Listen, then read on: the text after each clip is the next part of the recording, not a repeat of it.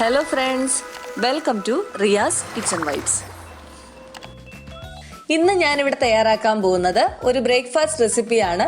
റവ കൊണ്ട് പെട്ടെന്ന് ഉണ്ടാക്കിയെടുക്കാൻ പറ്റുന്ന ഒരു അടിപൊളി നെയ് റോസ്റ്റും കൂടെ ഒരു കിടിലൻ ചമ്മന്തി. അപ്പോൾ നമുക്ക് നോക്കാം ഇതെങ്ങനെയാണ് തയ്യാറാക്കിയെടുക്കുന്നതെന്ന്. ഇതിനു വേണ്ടി ഞാനിവിടെ 3 കപ്പ് റവ നന്നായിട്ട് പൊടിച്ചെടുത്ത് വെച്ചിരിക്കുകയാണ്. മിക്സിയുടെ ജാറിലിട്ടൊന്ന് പൊടിച്ചെടുത്താൽ മതിയേ. ഇതിലേക്ക് 6 ടേബിൾ സ്പൂൺ ഗോതമ്പ് പൊടി ഇട്ട് കൊടുക്കാം. 1 കപ്പ് റവയ്ക്ക് 2 ടേബിൾ സ്പൂൺ എന്ന കണക്കിലാണ് ഗോതമ്പ് പൊടി ചേർത്തിരിക്കുന്നത്. ഇതിലേക്ക് 1/2 ടേബിൾ സ്പൂൺ ഉപ്പും കൂടെ ചേർത്ത് കൊടുക്കാം. റവ വറുത്തതോ വറക്കാത്തതോ ഉപയോഗിക്കാവുന്നതാണ്. ഇനി ഇതിലേക്ക് തൈര് ചേർത്ത് കൊടുക്കാം. ഞാനിവിടെ 1.5 കപ്പ് തൈരാണ് ചേർത്തിരിക്കുന്നത്.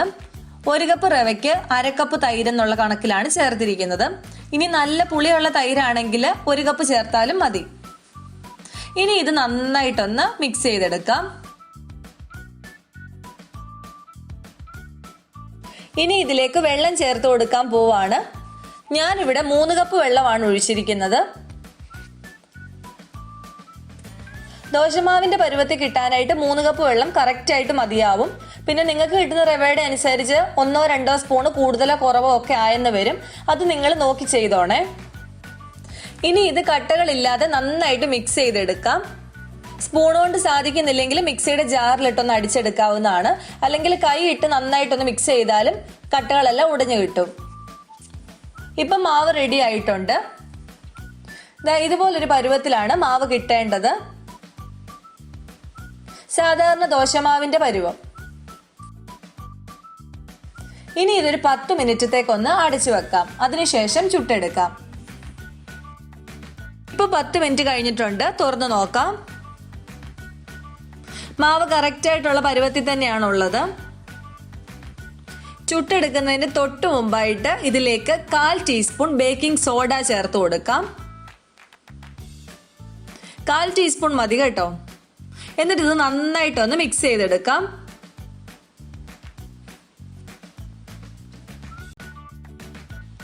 ഈ സമയത്ത് ഉപ്പ് നോക്കിയിട്ട് ആവശ്യമുള്ള ഉപ്പ് ചേർത്ത് കൊടുക്കാം. നന്നായിട്ട് ഇളക്കിയെടുക്കാം.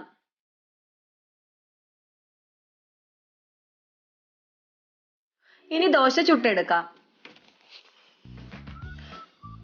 ഞാനിവിടെ ഒരു ദോശക്കല്ല് വെച്ച് കൊടുത്തിട്ടുണ്ട്. ഒന്ന് ചൂടായി വരുമ്പം ഇതിലേക്ക് എണ്ണ പുരട്ടി കൊടുക്കാം.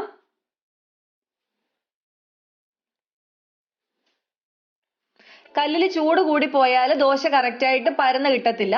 അങ്ങനെ ചൂട് കൂടി പോയെന്ന് തോന്നിയാൽ കുറച്ച് വെള്ളം ഒന്ന് തളിച്ച് തുടച്ചിട്ട് വേണം മാവ് ഒഴിച്ചു കൊടുക്കാനായിട്ട്. കല്ലിലേക്ക് മാവ് ഒഴിച്ചു കൊടുക്കാം. ഈ തവിക്ക് 1.5 തവി മാവാണ് ഞാനിവിടെ ഒഴിച്ചിരിക്കുന്നത്. ഇത് നന്നായിട്ടൊന്ന് പരത്തിയെടുക്കാം. ഒട്ടും കട്ടിയില്ലാതെ വേണം പരത്തിയെടുക്കാനായിട്ട്.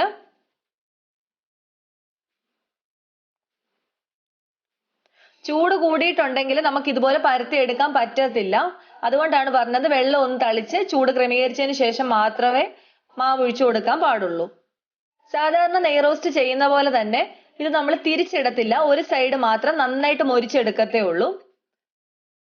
അപ്പൊ ഇതൊന്ന് വെന്ത് വരുന്ന സമയത്ത് ഇതിലേക്ക് നെയ്യ് പുരട്ടി കൊടുക്കാം. നെയ്യ് ഇഷ്ടമില്ലാത്തവർക്ക് എണ്ണയാണേലും ഉപയോഗിക്കാവുന്നതാണ്. വലിയ ദോശക്കല്ലൊക്കെ കയ്യിലുള്ളവർക്ക് നമുക്ക് ഹോട്ടലിൽ കിട്ടുന്ന അതേ വലുപ്പത്തിലുള്ള നെയ് റോസ്റ്റ് ഉണ്ടാക്കി എടുക്കാൻ പറ്റും.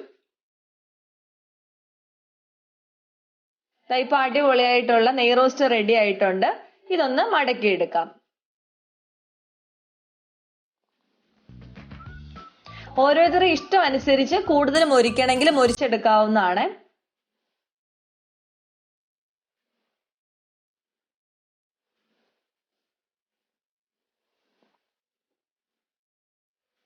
എല്ലാം ഇതുപോലെ തന്നെ ചുട്ടെടുക്കാം.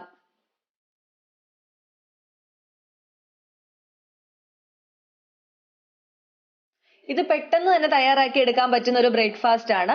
തലേന്നൊന്നും അരി കുതിർത്ത് വെക്കണ്ട, അരയ്ക്കണ്ട, പുളിച്ചു വരാൻ നോക്കണ്ട. പെട്ടെന്ന് തന്നെ തയ്യാറാക്കി എടുക്കാൻ പറ്റും. കുട്ടികൾക്കൊക്കെ ആണെങ്കിൽ ഇങ്ങനെ നെയ് റോസ്റ്റ് ഒക്കെ ഉണ്ടാക്കി കൊടുക്കുമ്പോൾ വളരെ ഇഷ്ടമാവുകയും ചെയ്യും.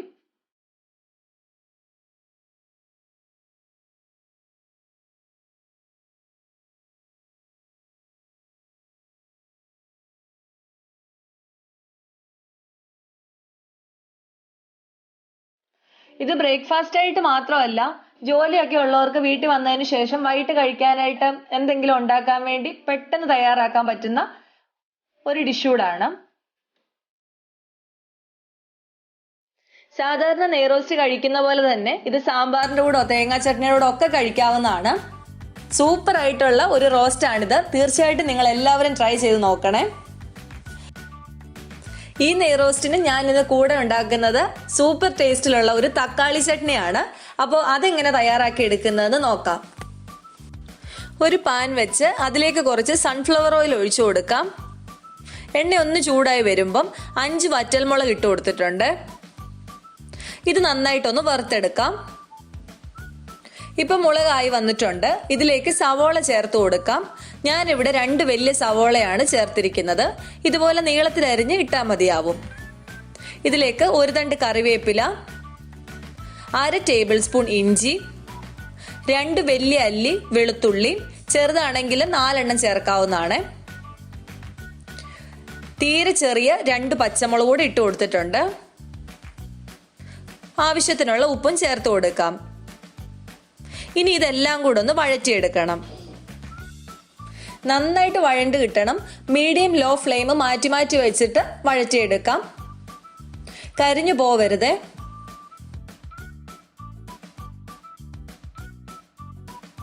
ഇപ്പൊ സവോള ആയി വന്നിട്ടുണ്ട്. ഇനി ഇതിലേക്ക് തക്കാളി ചേർത്ത് കൊടുക്കാം. ഞാനിവിടെ 4 തക്കാളിയാണ് ചേർത്തിരിക്കുന്നത്. ഇനി ഇതെല്ലാം കൂടെ ഒന്ന് മിക്സ് ചെയ്തെടുക്കാം. ഇനി ഇതൊന്ന് വെന്ത് കിട്ടണം. അതിനുവേണ്ടി അടച്ചു വെച്ച് വേവിക്കാം.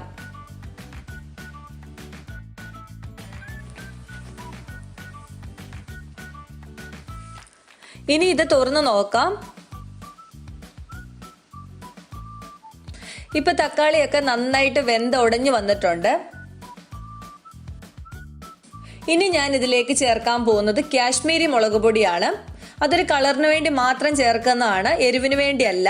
അതുകൊണ്ട് എരിവുള്ള മുളക് പൊടി ചേർക്കരുത്. 1/4 ടേബിൾ സ്പൂൺ കാശ്മീരി മുളക് പൊടി ചേർത്ത് കൊടുക്കാം.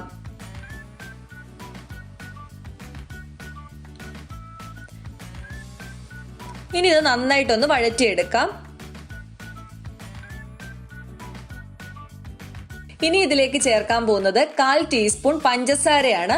ഈ ടേസ്റ്റ് എല്ലാം കൂടെ ഒന്ന് ബാലൻസ് ചെയ്യാൻ വേണ്ടിയിട്ടാണ് പഞ്ചസാര ചേർത്ത് കൊടുക്കുന്നത്.